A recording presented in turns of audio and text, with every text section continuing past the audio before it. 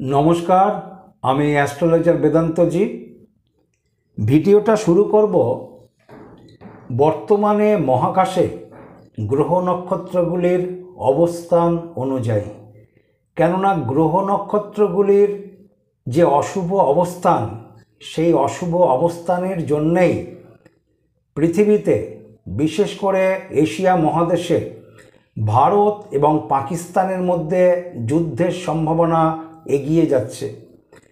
সবার আগে আমি জ্যোতিষী হিসাবে আমাকে গ্রহ নক্ষত্রগুলির অবস্থান দেখতে লাগে এবং যুদ্ধের সম্ভাবনা যে প্রকট কিসের জন্য, একমাত্র গ্রহ নক্ষত্রের বিশ্লেষণের মধ্য দিয়ে সেটা আপনাদেরকে আমি ব্যাখ্যা করব। যদি আমি কালপুরুষের ঘর হিসাবে হিসাব করি, তাহলে কালপুরুষের প্রথম ঘরেই অবস্থান করছে রবি এবং চতুর্থ ঘরে মঙ্গল নিচস্থ অবস্থাতে শনির নক্ষত্রে। মনে রাখবেন, মঙ্গল শনির নক্ষত্র অবস্থান করছে। ষষ্ঠ ঘরে কেতু এবং দ্বাদশ নম্বর ঘরে অর্থাৎ 12 নম্বর ঘরে অবস্থান করছে বুধ, শুক্র, শনি, রাহু, একাধিক গ্রহ 12 নম্বর ঘরে অবস্থান করছে। শনি রাহু দুটো গ্রহ কিন্তু একই ঘরে একই নক্ষত্রের মধ্যে চলে এসছে এবং কালপুরুষের ঘর অনুযায়ী 4 নম্বর ঘরে কিন্তু মঙ্গল নিচস্থ। তা মঙ্গল কি দেয়? মঙ্গল কিন্তু যুদ্ধের সবচেয়ে বড় গ্রহ, কিন্তু যুদ্ধের কারক গ্রহ হচ্ছে মঙ্গল। মঙ্গল যুদ্ধ, আগুন, গোলাগুলি, ভূমি প্রভৃতির কারক গ্রহ মঙ্গল। সেই মঙ্গল বর্তমানে মহাকাশে নিচস্থ অবস্থাতে, শুধু নিচস্থ নয়, শনির নক্ষত্রে অবস্থান করছে, অর্থাৎ অ্যান্টি গ্রহের নক্ষত্রে মঙ্গলের অবস্থান। এই অবস্থান কখনোই ভালো না, এই অবস্থান কখনোই ভালো ফল দেবে না জ্যোতিষ শাস্ত্র মতে। এবং মঙ্গলের অবস্থান কত? মঙ্গলের অবস্থান থাকে হলো 3 পক্ষ, অর্থাৎ 45 দিন এক একটা ঘরে মঙ্গল অবস্থান করে। মঙ্গলের বা অন্যান্য গ্রহদের যে ডিগ্রি কত, এক একটা রাশির মধ্যে থাকে হলো 30 ডিগ্রি করে। তো মঙ্গলের যদি আমি 30 ডিগ্রির হিসাব ধরি, তাহলে মঙ্গল কিন্তু বর্তমানে 10 ডিগ্রি অল্প কিছু অবস্থানে আছে। সুতরাং আরও 20 ডিগ্রি বাকি আছে কিন্তু। তার মানে 45 দিনকে 3 ভাগে ভাগ করুন, যেটা হয় বাকিটা এখনও বাকি রয়েছে। সুতরাং মঙ্গলের এই সময়কালের মধ্যে এবং 12 নম্বর ঘরে যেরকমভাবে অবস্থান নিয়েছে, তাতে বড় কিছু হওয়ারই যোগ গ্রহ নক্ষত্র অবস্থান অনুযায়ী বলে। যদি এই অবস্থানটাকে অ্যাকচুয়ালি প্রকৃতপক্ষে 45 বৎসর আগে এই রকম একটা অবস্থান দেখা গেছিল, আবারও 45 বছর পরে কিন্তু এরকম একটা অবস্থান এসছে। 45 বছর আগে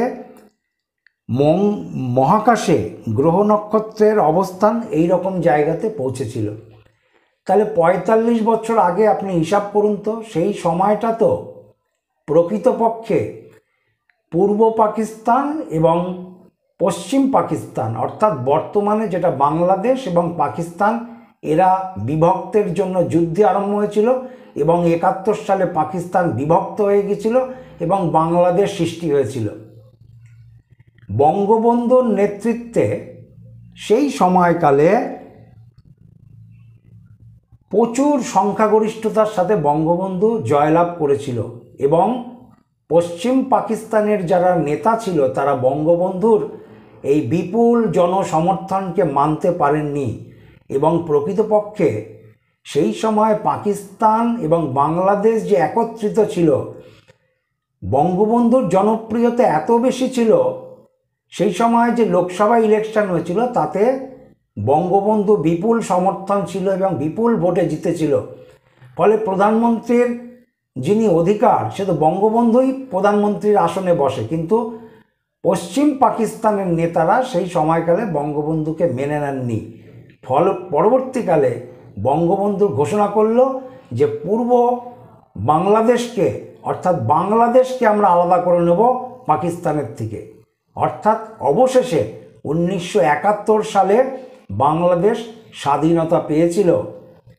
তাহলে আমি আমার একাধিক ভিডিওতে বলেছি, মনে রাখবেন, আমি কিন্তু ভবিষ্যৎবাণী যে সকল ভিডিওতে দিয়েছি এই যুদ্ধ সম্বন্ধে, আজকে নতুন কোনো কিছু নয়। সেখানে আমি বারবার বলেছি ৪৫ বছর আগে মহাকাশে গ্রহ নক্ষত্রগুলো এই রকম একটা অবস্থানে এসছিল। তাহলে ৪৫ বছর তো সত্যি সত্যি এসছিল। সেই সময়কালে পাকিস্তান পূর্ব এবং পশ্চিমের মধ্যে গণ্ডগোল লেগেছিল, লাস্টে 1971 সালে অবশেষে বিভক্ত হয়ে গেল। 1971 সালকে আপনি যোগ করুন, সেইটাও আসছে 9, আবার এখনও আপনি যোগ করুন 2025 আসছে 9। সেই সময়কালে গ্রহ নক্ষত্রগুলো যেরকম ছিল, এই ৪৫ বছর পরে মহাকাশে গ্রহ নক্ষত্রগুলো প্রায় একই জায়গাতে এসছে। এই রকম একটা হিসাব দেখে আমি ভবিষ্যৎবাণী আগেই দিয়ে রেখেছিলাম আমার চ্যানেলে। 5ই জানুয়ারি ভবিষ্যৎবাণী দিয়েছিলাম পৃথিবীর ঘটনাবলী 2025, অর্থাৎ 2025-এ পৃথিবীতে কি কি ঘটতে চলেছে। সেখানে আমি পরিষ্কার বলেছিলাম এশিয়া মহাদেশে যুদ্ধের সম্ভাবনা প্রকট, এশিয়া মহাদেশে। এবং সময়কাল কি দিয়েছিলাম, মার্চ থেকে জুন সময়কাল দেওয়া ছিল। এবং ভিডিওটাতেও বলেছিলাম যে ৪৫ বছর পরে এই রকম কিন্তু গ্রহ নক্ষত্র অবস্থান আসছে। সুতরাং ৪৫ বছর আগেও এরকম এসেছিল, এখনও এসছে। ফলে আমার যে হিসাব, সেই হিসাব অনুযায়ী যুদ্ধকালে সময়ের অপেক্ষা পরপর দুবার ভারতবর্ষের প্রধানমন্ত্রী নরেন্দ্র মোদী, স্বরাষ্ট্রমন্ত্রী অমিত শাহ এবং রাজনাথ সিং প্রতিরক্ষা মন্ত্রী, এছাড়াও অজিত দোভাল, এছাড়া উপস্থিত ছিল ভারতের 3 বিভাগের সেনা প্রধান, জল, স্থল এবং আকাশ, 3 বিভাগের সেনা প্রধানদের সাথে গতকাল ফাইনাল মিটিং সম্পন্ন হয়েছে।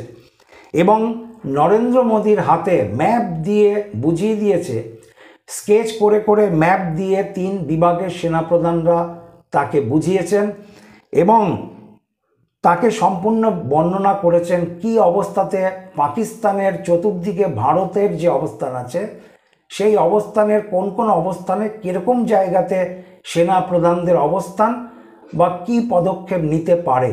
এবং দেখা গেছে যে নরেন্দ্র মোদীর হাতে কিন্তু ভারতের ম্যাপ ছিল, বিশেষ করে পাকিস্তান এবং ভারত সীমান্তের সম্পূর্ণ ম্যাপকে বুঝিয়ে সেই মিটিং কিন্তু সম্পন্ন করা হয়েছে। অবশেষে ভারতবর্ষের প্রধানমন্ত্রী ভারতীয় সেনাবাহিনীর ওপরে পূর্ণ আস্থা জ্ঞাপন করেছেন এবং পূর্ণ স্বাধীনতা দিয়ে দিয়েছেন নরেন্দ্র মোদী, ভারতবর্ষের প্রধানমন্ত্রী।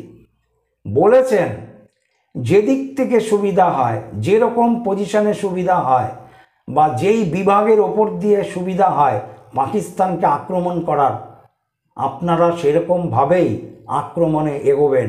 এবং নরেন্দ্র মোদী সম্পূর্ণভাবে আস্থা জ্ঞাপন করেছেন ভারতীয় সেনাবাহিনীর ওপর।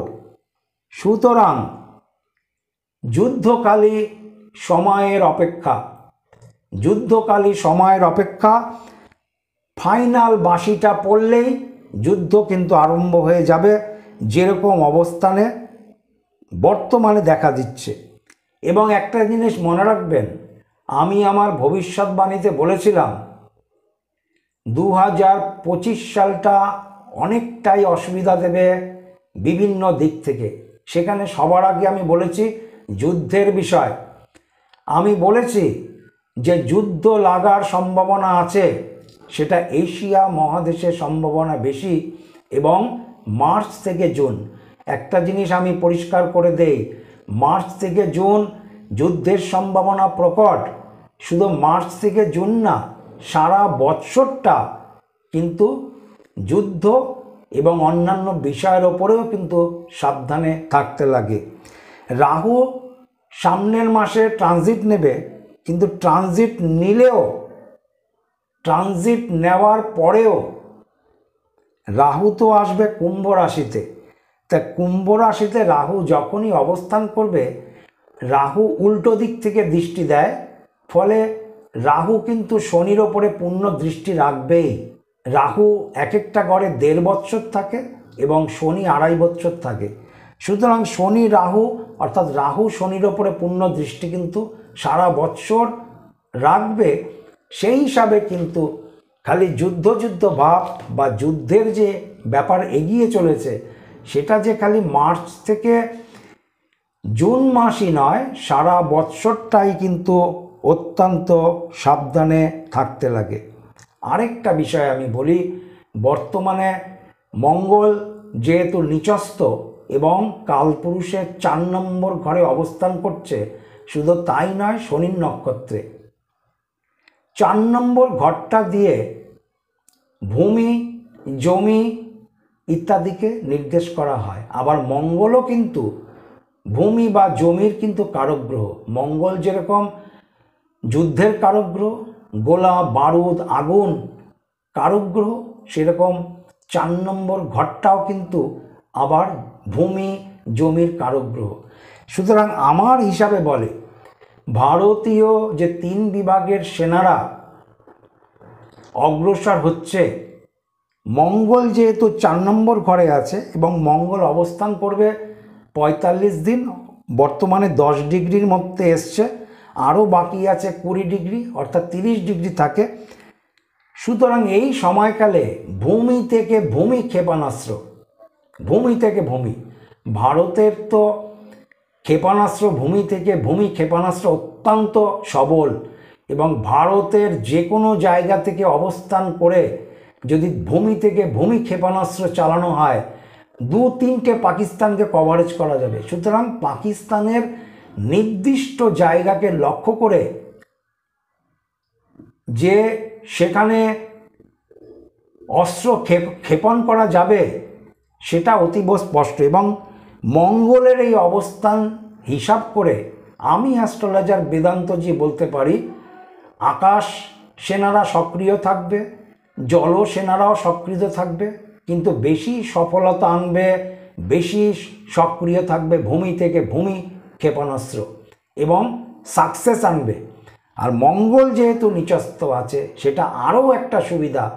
1971 সালে অর্থাৎ আজ থেকে 45 বছর পরে, যেটা আমি বলেছিলাম, 1971 সালে পাকিস্তান টুকরো টুকরো হয়েছে, পাকিস্তানের ভূমি চলে গেছে, বাংলাদেশ সৃষ্টি হয়েছিল। এইবারেও কিন্তু পাকিস্তান আবারও টুকরো হওয়ার সম্ভাবনা আছে। পাকিস্তান কিন্তু আবারও কয়েক ভাগে ভাগ হওয়ার সম্ভাবনা আছে। এবং পাকিস্তান ভারতের যে অংশটা অর্থাৎ কাশ্মীরের যেই অংশটা পাকিস্তান বলপূর্বক দখল করে রেখেছে, সেই অংশটা ভারত পুনরুদ্ধার করতে পারে। ভারত সেই অংশকে পুনরুদ্ধার করে নেওয়ার সম্ভাবনা প্রবলভাবে আছে এবং পাকিস্তানের হাতছাড়া হবে। এছাড়াও পাকিস্তানের অন্য অংশ বিভক্ত হয়ে যেতে পারে। হিসাব কোনটা? হিসাব একটাই, কালপুরুষের 4র্থ ঘরে মঙ্গল শনির নক্ষত্রে এবং নিচস্থ অবস্থাতে আছে। সুতরাং এই সময়কালেই কিন্তু সব কিছু এগোবে। আমরা আগেও দেখেছিলাম 1971 সাল, সেটা ছিল মঙ্গলের সংখ্যা, আপনি যোগ করুন 9 ছিল, 2025কেও যোগ করুন 9 আছে। শুধু 9 সংখ্যা নয়, শুধু মঙ্গলের বৎসর বলে নয়, আমি পরিষ্কারভাবে আমার ভিডিওতে ভবিষ্যৎবাণী দিয়েছিলাম 45 বছর পরে এই রকম একটা অবস্থান আসছে, যার জন্য কিনা যুদ্ধ হবে। সুতরাং যদি হিসাবটা মেলানো যায়, তাহলে তো 45 বছর পরে তো হয়েছিলই। 1971 সালে স্বাধীনতা পেয়েছে বাংলাদেশ, পাকিস্তান টুকরো হয়ে। সুতরাং তার আগের থেকেই তো ঝামেলাটা চলছিল, পূর্ব পাকিস্তান এবং পশ্চিম পাকিস্তান। সুতরাং সেই অবস্থা আবারও এসছে, পাকিস্তান টুকরো হওয়ার সম্ভাবনা আবারও আছে। আমার ভবিষ্যৎবাণীতে আরেকটা কথাও স্পষ্ট ছিল, এশিয়া মহাদেশ বারবার আমি বলেছি। সুতরাং এশিয়া মহাদেশের অন্যান্য দেশেও কিন্তু কম বেশি প্রভাব পড়বে, এই যুদ্ধের প্রভাব অন্যান্য দেশের ওপরেও কিন্তু কম বেশি পড়বে, হিসাব কিন্তু সেইটা পরিষ্কারভাবে আছে। সুতরাং আমি আপনাদেরকে অনুরোধ করব, আমাদের দেশের প্রধানমন্ত্রী মাননীয় নরেন্দ্র মোদীজি অত্যন্ত